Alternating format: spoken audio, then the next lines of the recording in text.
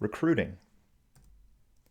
By the end of this lesson, you will learn how to recruit research interview participants and understand what to look for when choosing between best and next best research participants. Recruiting. Your research data will only be as good as the sources it comes from. If you get someone who is not part of the intended audience, your data will be suspect. Research projects often have specific needs that require a refined subaudience from the product audience.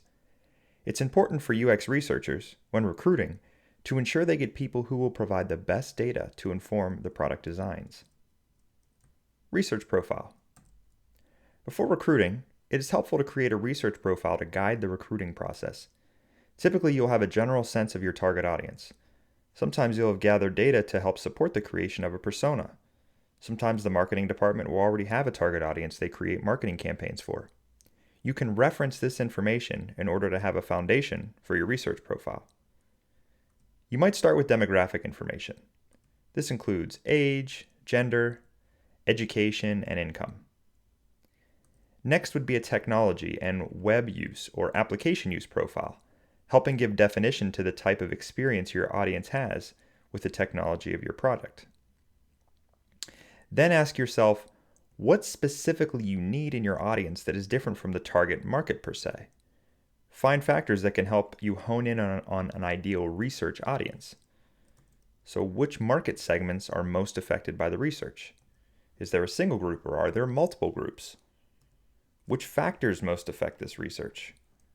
What are the most desirable characteristics? What are even undesirable characteristics?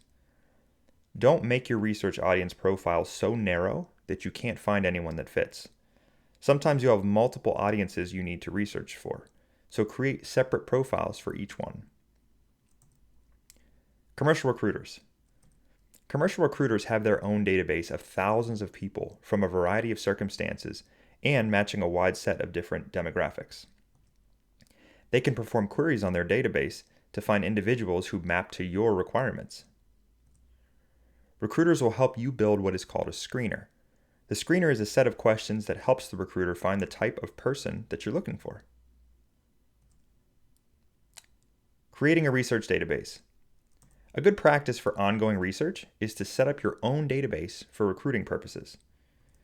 You want to set up an email address specific to recruiting, something like research@example.com. Start with social networks of your company employees. Build a database of participants by sending out a message through the network asking for people to submit their own information. And then some potential sources of participants could be corporate neighbors, social groups or mailing lists, users that you currently have, new employees, past research participants, and finally ads. You usually try to provide an incentive of some sort to help persuade people to participate in the research. Best versus second best recruiting. Now, while the ideal user is your primary target for research, sometimes you have to take second best. When you have the option, you should always opt to find your target audience. You can still get useful and actionable feedback from a second best user. This can be a colleague, family member, or a friend. There's an adage that goes something like this: some data is better than no data. Now, while that can be true, another adage is important to consider. Wrong data is as bad as, or maybe worse than, no data.